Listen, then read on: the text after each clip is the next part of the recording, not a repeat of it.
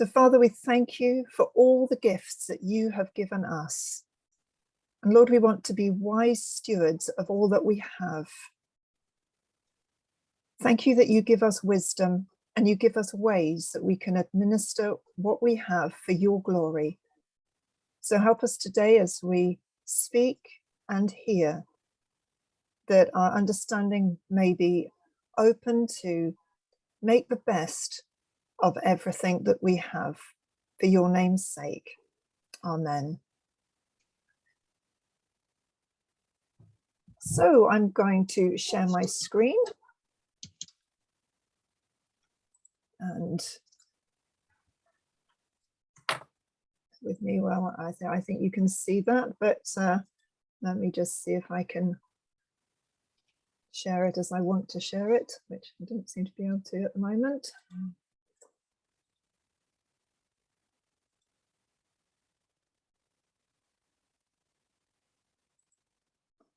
And Christina, give me a nod if she can see that. Great, thumbs up. So legacy giving. I'm going to take the findings of the Anglican Giving Survey, which was conducted in 2020, as a basis for the first part of speaking about legacies. And according to that survey, it said that Anglicans are 3 times as likely to leave a legacy to charity as they are to their church. And so in this section, we're going to look at why and how can we buck that trend. So to start with, there are various objections that people have. I'm not leaving a legacy because. And some of these objections are real objections or perceived, what we think people might come up with. And we need to overcome these in order to present legacy giving in the right way and in the positive way that it actually is. So let's have a look at these now. One of the objections, I didn't know I could, or I can't afford to. Well, how will the money be spent? Well, I don't have a will. My family are more important. The church has enough money. I've already done my bit. So we're going to address some of these sticking points so that we can give people confidence in speaking about legacies and presenting them in your church. Let's have a look at this first one. I didn't know I could. And the answer for this, if people have this objection, comes down to clearly communicated information. Just as in the same way that everyone coming to church should be aware of how to give regularly and contactlessly if those options are available in your churches, then the same is true for legacy giving. Posters and literature should be available, and it shouldn't be a subject which is shied away from and hidden in the back in the corner under everything else because we're ashamed about it or embarrassed to talk about it. So we're going to encourage you to talk about legacies in the terms of blessing and generosity and what a legacy can achieve, so that it isn't something you will feel embarrassed to have on show in your church, but make sure that information is available, and Christine will show you sites where you can get that information as well. The second objection we often come across is people perceiving that others can't afford to. And there is this misconception that only the very wealthy can leave a legacy. And it's good to show how leaving a legacy shouldn't be an onerous task or put a financial burden on the one making the bequest. So we can promote the fact that there's no cost to that person during their lifetime. We can talk about the free will month, which will help to overcome that sense of I can't afford even to write a will. And I have to really give this constant message that every and any amount is valuable as a gift to the church. And to do that, you could start to show what £100 legacy would look like. What difference would it make? What would it achieve? Perhaps a £500 legacy. What would you do with that? What about £1,000? And it's good to put these things out to show what difference they would make. This isn't sort of wishful thinking or daydreaming, like, oh, if only the church had £1 million. It's being wise and prudent and planning for that eventuality. So you're building up a picture for potential givers to leave you something so they know what that could possibly be spent on.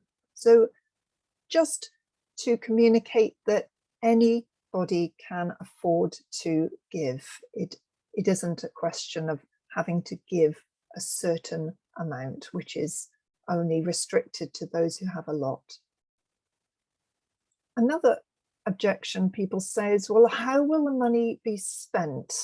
I don't know what's going to happen if I leave the church any money.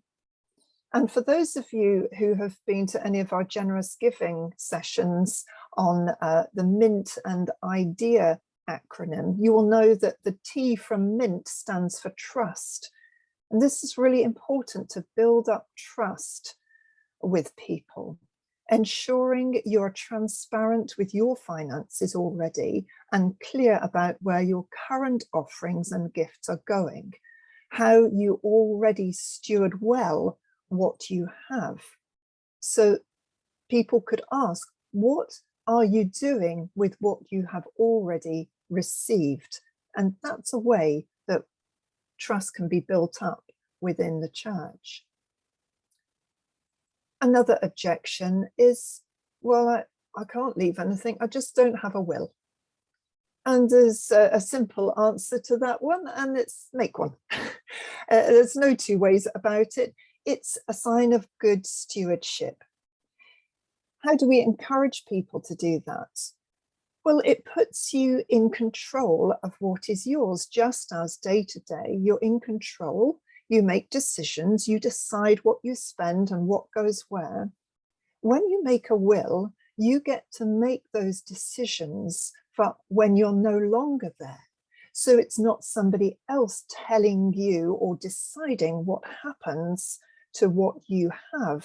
It's you making those decisions and preparing that in advance. It's just a sign of good stewardship, just as we steward what we have now. Another objection is this one. Well, I would leave something to the church, but my family are far more important. And before you sort of start arguing with people about, well, are they really? Isn't God more important? Actually, I wouldn't say that at all. I'd say, of course they are. Of course your family are important. They're the ones that you think about most. But what about after them? Because we often think about leaving things to not just our family, but other good causes. And if you saw on the first slide that the Anglican Giving Survey, that people are far more likely to leave something to a charity than they are to the church, then it's not that people don't want to leave anything at all. It's just where they are leaving it. So of course, one's family is always very important. But for many Christians, if putting God first is a lifestyle, then it will be no different when it comes to preparing for the distribution of assets left behind and passing on to future generations in both the natural family and the family of God. For many Christians, for many people, is so very important. The next objection, number 6, is this, that the church has enough money. And this is a really big misunderstanding that's not only in our churches, but outside of them. Especially the Church of England is perceived to have a lot of assets. And where we can say that we are asset rich, we are often can also say that we're very cash poor. And things are very difficult to run what we want to in our churches or in the community. And so the questions we really have to ask if this comes up is, does the church have enough money? So what is your messaging regarding finances? And this is where we speak about giving reviews as well. And giving reviews play such an important part in communicating the current state of play in the church. So it's really important to be specific.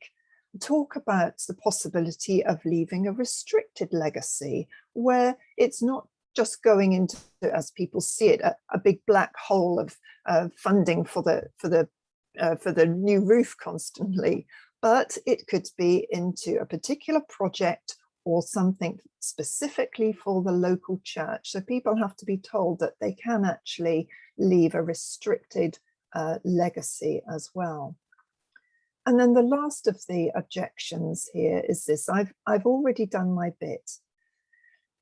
And many people have already given years of service to the church. And they've been faithful across the generations. But if that is so, then they will probably want their generosity to have an impact in the future as well. So we sort of just ask, what about the next generation?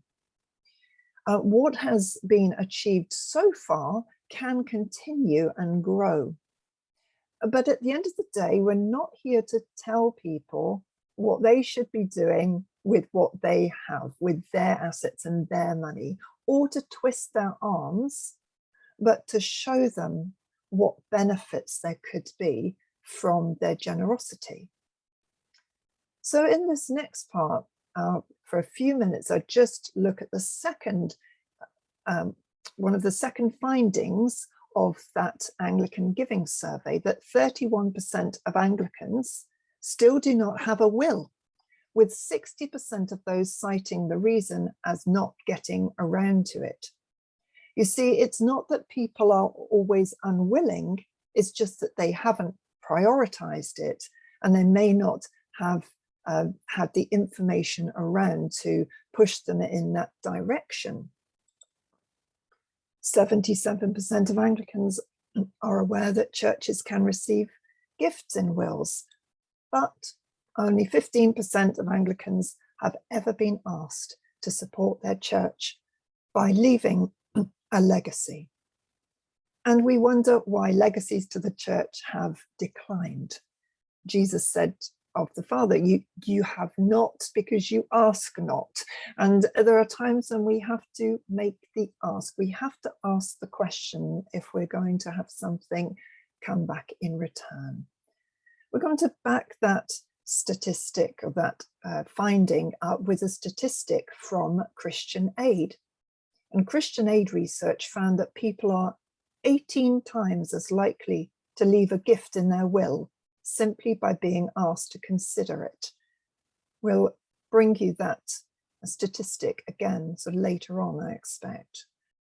And Steve Pearce, in his book Beyond the Collection Plate, described a legacy as this: it's a joyful, life-affirming gift which can make a difference like no other gift we might make. And when we see it in those terms, it makes it easier for us to talk about legacies. So why don't we talk about legacies? The common thing I hear is this: it's too insensitive and people don't want to think about death. Is that true? Because research from life events show this, that Farewell, who Christine will speak about in a moment, saw a 267% increase in will writing in 2020. Another statistic from the life event research is that 1 in 4 have thought about the fear of dying, whether there is life after death, how they might be remembered, and dying itself. And most people agree that the church should definitely offer a listening ear about death and guidance or preparation for someone's death. And while we are frightened and silent on the subject, people are desperate to hear the churches speak up about it. So what do we have in the Church of England's own doctrine? What does it already say? And from the Book of Common Prayer, this is taken from the Visitation of the Sick. It says, if he have not before disposed of his goods, let him then be admonished to make his will, and to declare his debts, what he oweth, what is owing unto him, for the better discharging of his conscience and the quietness of his executors.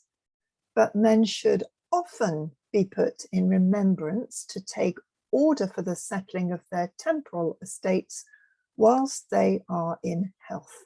So it's not running round to people at the last minute. It's saying, let's be prepared.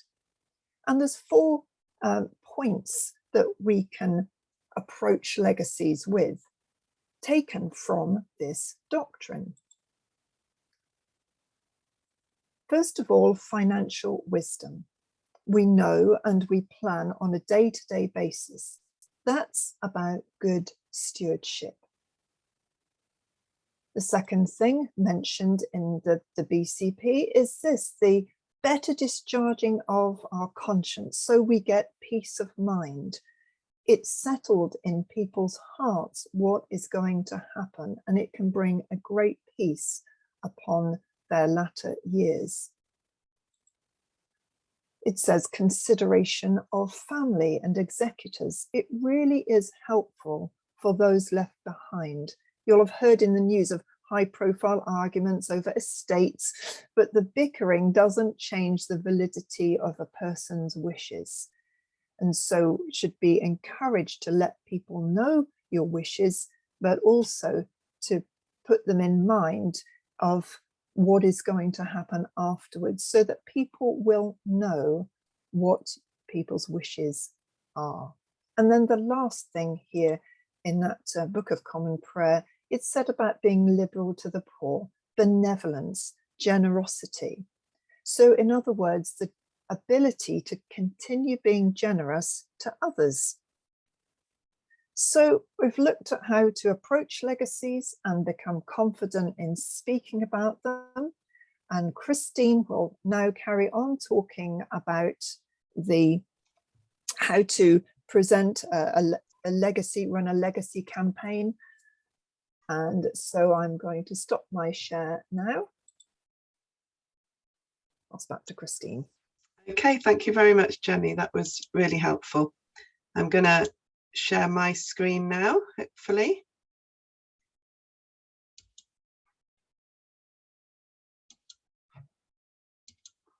Okay, so hopefully you can see that. So yes, as Jenny said, I'm going to talk now a little bit about running a legacy campaign in your church. So what is a legacy campaign? Well, it's simply a time when you focus on legacy giving in the church, maybe for a few weeks, maybe for a month. And perhaps during that time, you might include a special event or a special service in order to focus particularly on legacy giving and encourage people to think about legacy giving. So it's a time when people are asked and encouraged to think about leaving a gift in their will to the church. And it's generally a time just to celebrate God's generosity to us and to think about how we can faithfully steward his gifts to us. This verse from Chronicles that we all know very well says, everything comes from you, and we have given you only what comes from your hand. So that's about stewardship. That's about giving back to God from those good gifts that he's given to us. And a legacy campaign just celebrates that and celebrates that opportunity to give back in thankfulness to God. So why should we have a legacy campaign? Well, research shows that 75% of us do give regularly to charity in our lives, but actually only 6% of us leave a gift in our will. That's not Anglicans, that's people in general. Only 6% leave a gift to a charity or a church in their will. And we as Anglicans are generous and often willing to leave charitable legacies. But as Jenny said already, Anglicans are 3 times as likely to give a gift to charity rather than to their church. And that's often because they're asked by charities. Charities are often promoting legacy giving, often asking people to leave a legacy to their charity. They produce stories and information about how legacies impact their charities. And that encourages people to give, but we don't do that in the church. Only 15% of Anglicans have ever been asked to leave a gift to their church. And that's something that we need to think a little bit about. And many people who would like to leave a gift don't know how to. The information isn't there to show them how to leave their gift or who to contact in order to talk about it.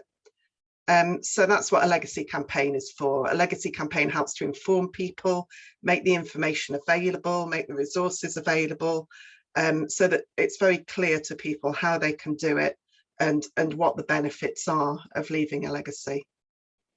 Of course, as Jenny said already, writing a will and planning how to use God's gift are good stewardship. So that's part of why we should have a legacy campaign, to promote that idea of stewardship and giving thanks to God. So when might you think about having your legacy campaign? Well, it's a good idea to try and tie it into things that are happening in the church calendar or in people's lives, so people can focus on a particular time of the year that relates to legacy giving. So some examples: firstly, January. January has been shown to be the most popular time for will writing in the UK, probably because people are trying to get their affairs and their finances in order at the beginning of a new year, trying to tick off their list for the new year.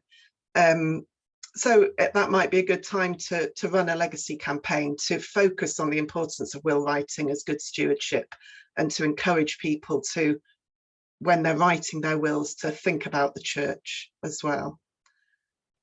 Springtime. In spring, during Lent, it's a time of hope, a time of reflection. So it's a time to look to the future. You could run your legacy campaign then and think about your vision for ministry and mission in the future, and think about how people's legacies now could impact on the mission of the church in the future. At harvest time, that's a time to just focus on leaving a gift, to give thanks to God for all the blessings that he's given to us. And that might be a time when you can run your legacy campaign and just think about legacies along with other types of giving as a way to just express that thanks to God for all he's given in somebody's life.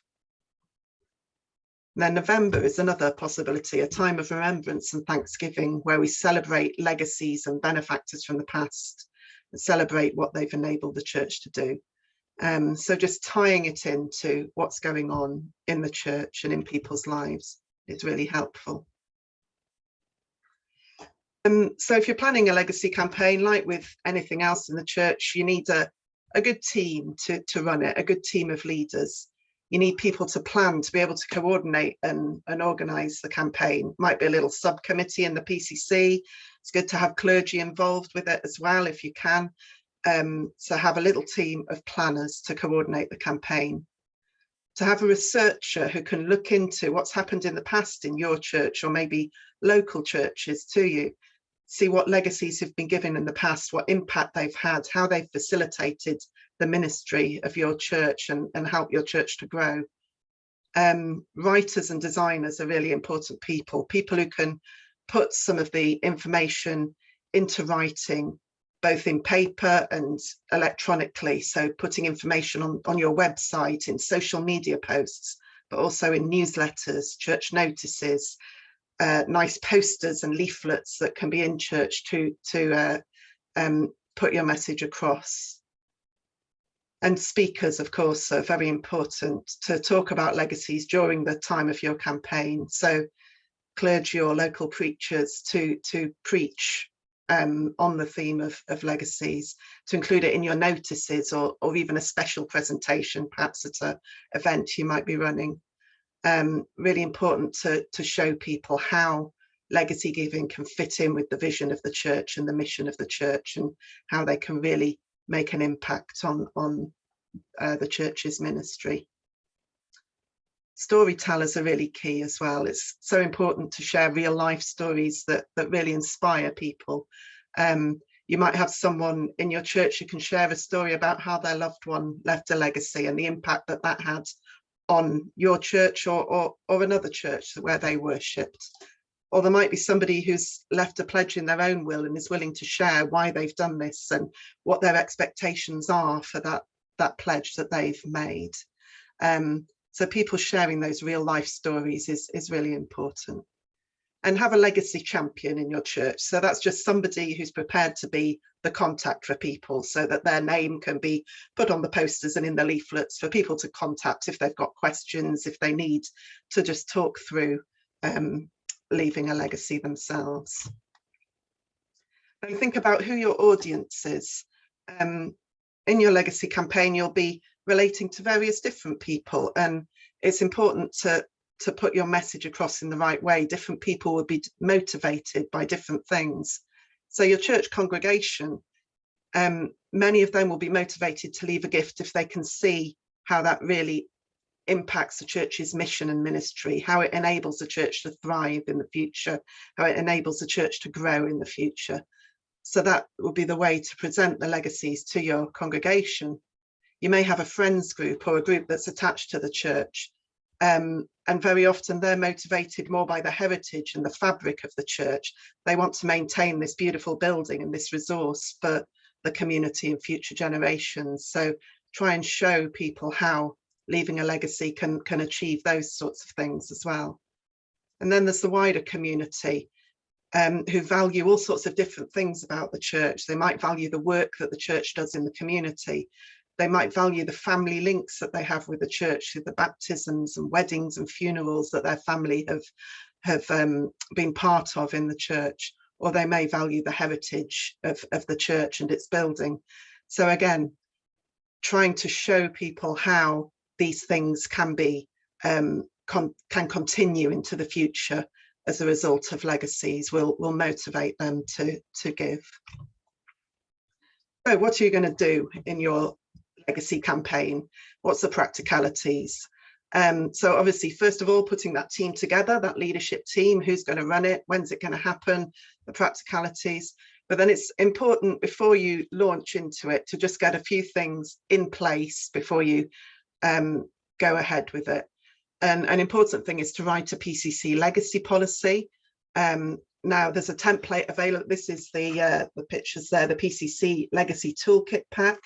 And in this, there's all sorts of really good resources. I would recommend getting this early, having a look at this before you plan your campaign. But inside you've got, there's a template here for writing a legacy policy. So it takes you through how to write it, so you get the wording right, you know how to present it to people. And then you can see there's all sorts of different leaflets and resources in there. You can only get one of these packs in your church, it's free. But then once you've got it, a lot of these different resources you can get more of separately. So get your pack first and then work out what you might need for your particular legacy campaign, and write your policy so that you're prepared and ready to go. And obviously planning those talks, planning those sermons for the time of your campaign, whether it's a few weeks or a month or however long it is, planning a few talks that can go on during that time.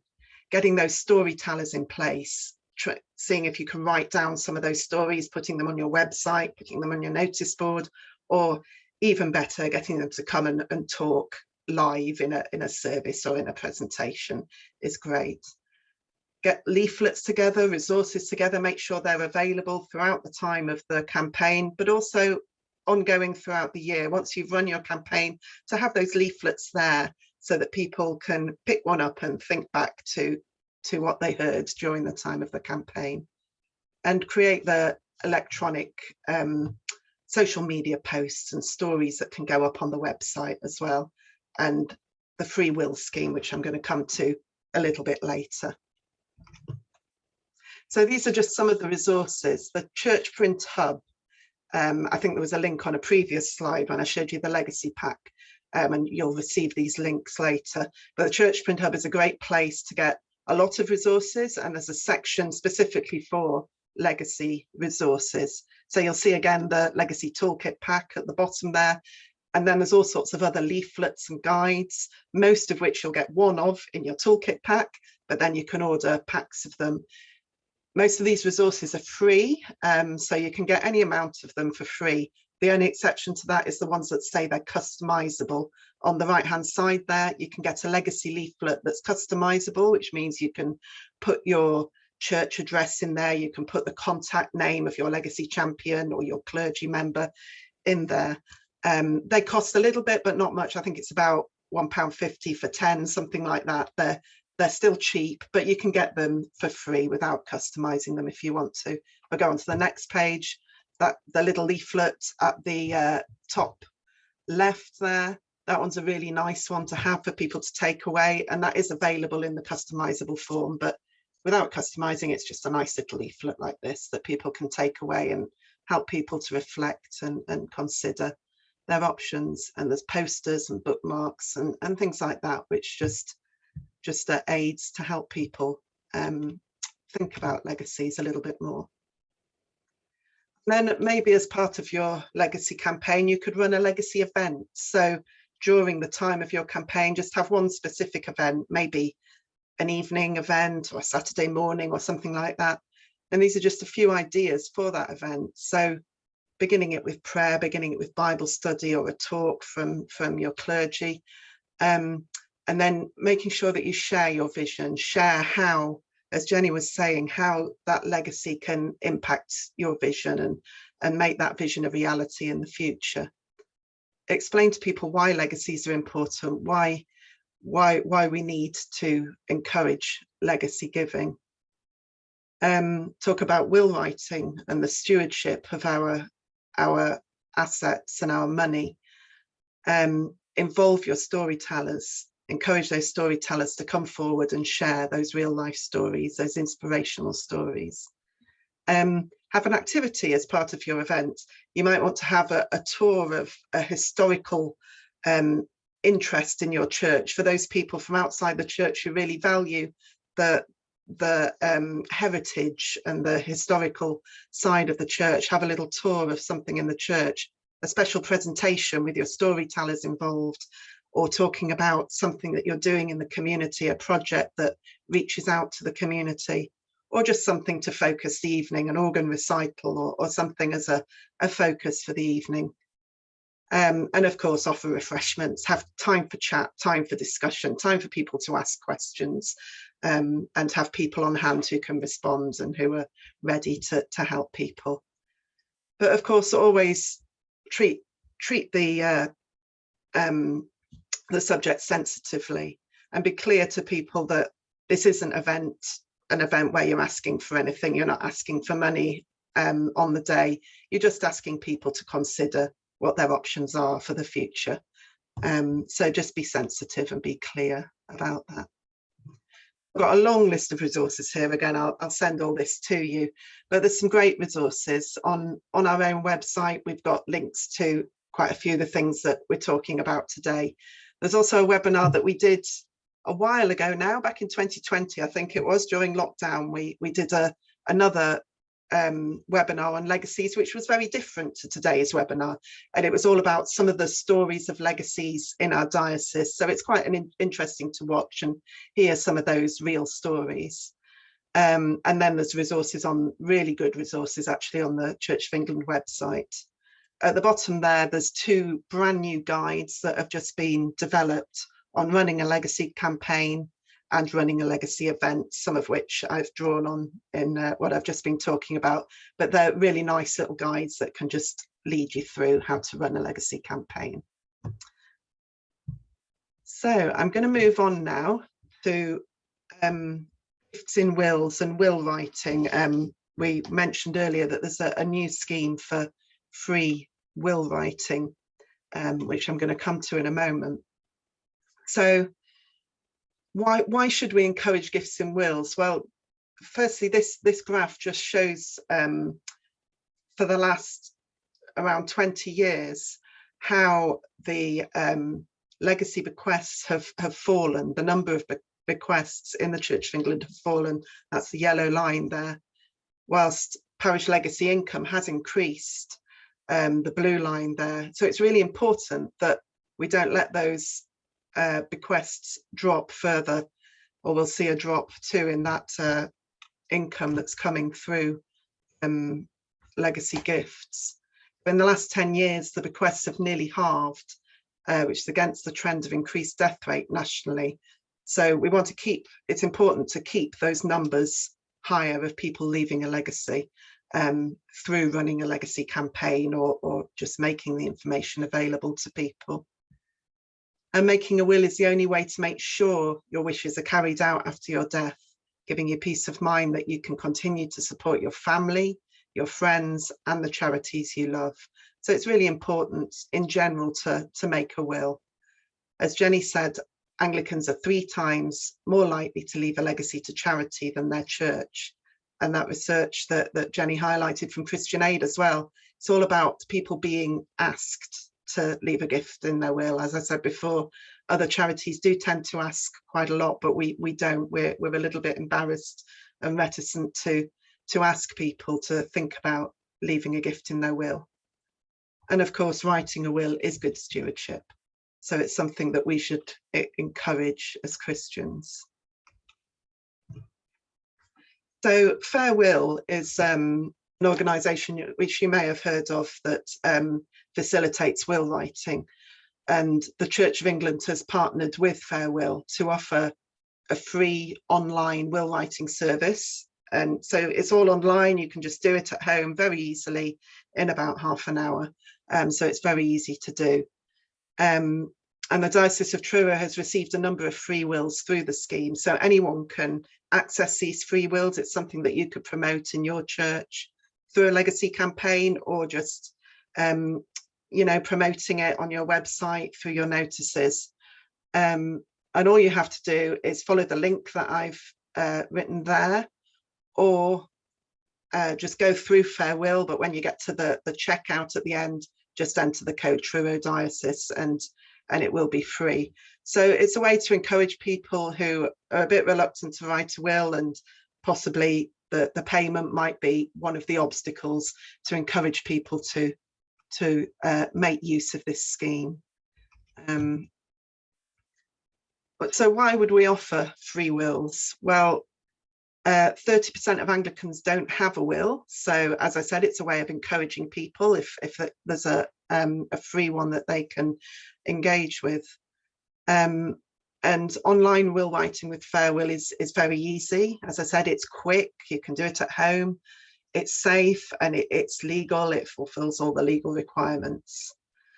And so far through this partnership, about a quarter of the people using the service include a legacy to their church. It's not essential. Nobody has to include a legacy for their church, but people using this partnership between the Church of England and Fair Will, about a quarter have done that.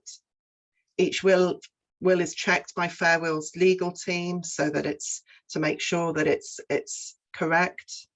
And there's plenty of resources that we've been talking about to help you promote this scheme as well. This slide has actually come from Fair Will themselves.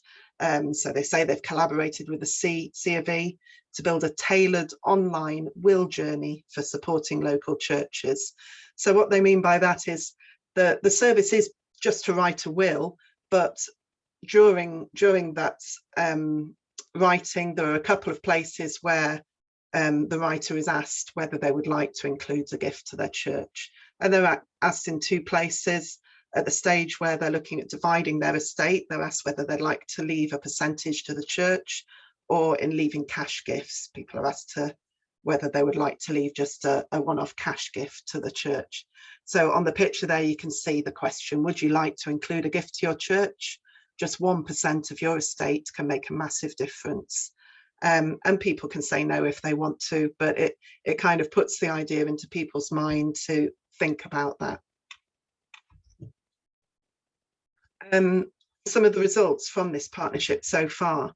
£450,000 of legacy income has been pledged to local churches, and the partnership hasn't been going on for very long. And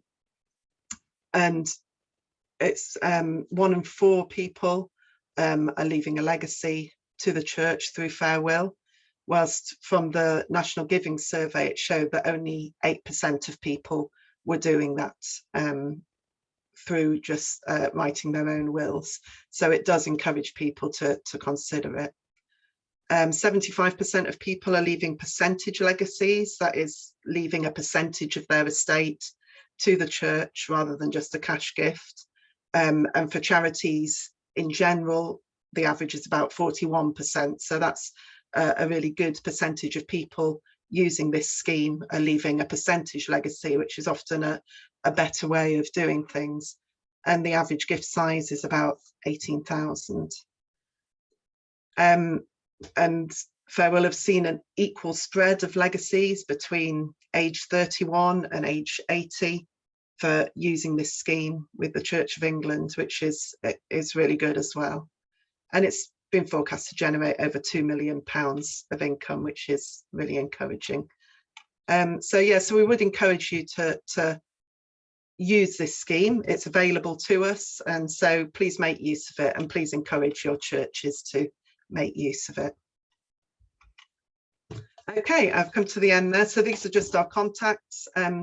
As Jenny said earlier on, there's 3 of us in the team. Daniel isn't with us today, but we cover different geographical areas. As Jenny said, I'm in the middle, Daniel's at the west, and Jenny's at the east.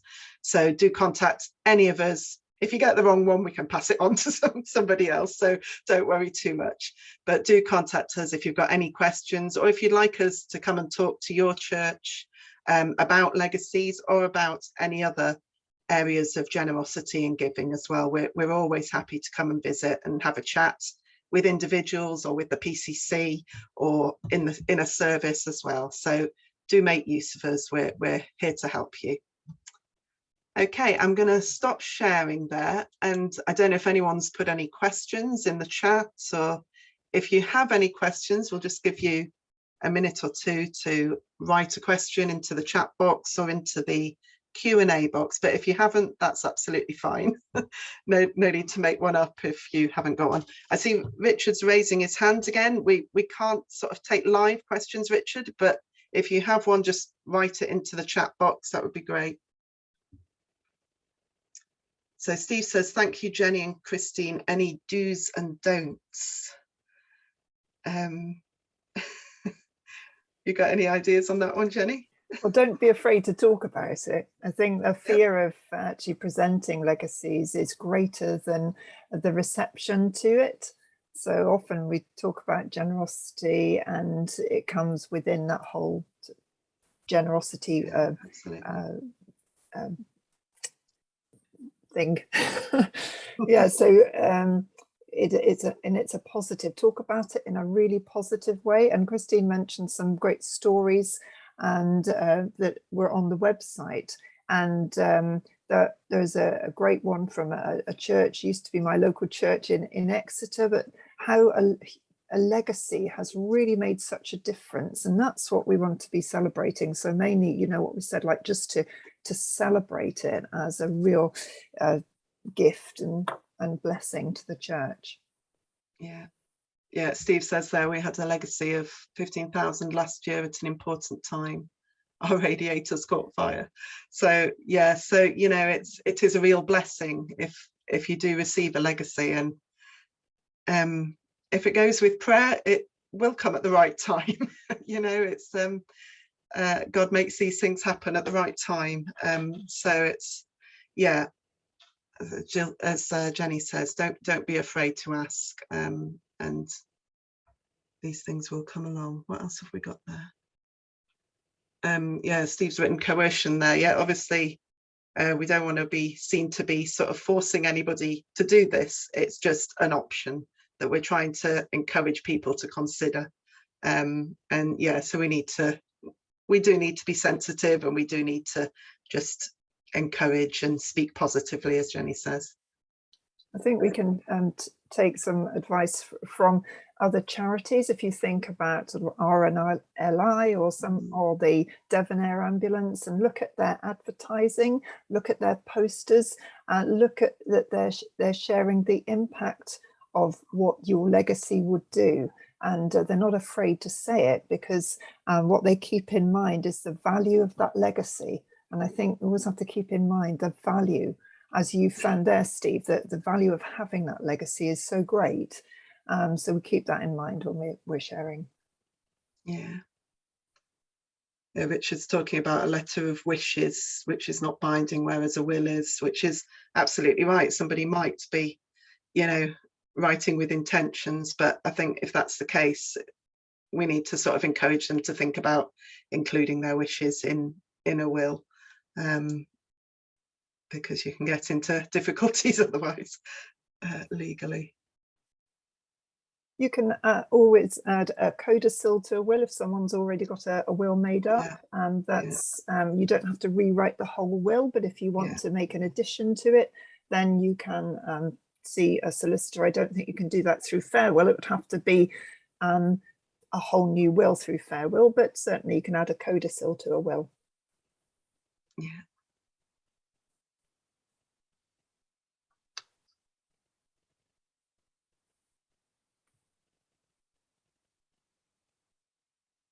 Beware also of will writers versus lawyers preparing a will. I'm not sure what Richard means by that, but I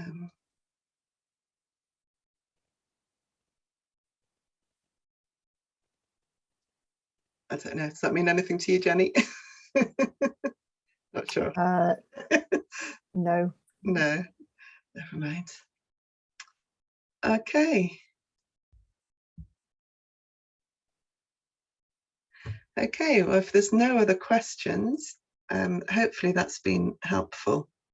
My son was led a dreadful dance by a will writer. Okay, I guess it's just making sure, yeah, that you get the right company. I mean, I know Fair Will, well, I haven't used them myself, but I'm told Fair Will are very reliable and authentic. And I guess it's a case of, yeah, making sure that you do get a authentic and legal will writer. Okay, if there's no more questions, I think we'll finish there, but I will send all of this out to you, and please do feel free. We'll send you the link as well to the recording. Do feel free to share this with anybody else in your church. Thank you all. Okay, goodbye and God bless. Bye-bye.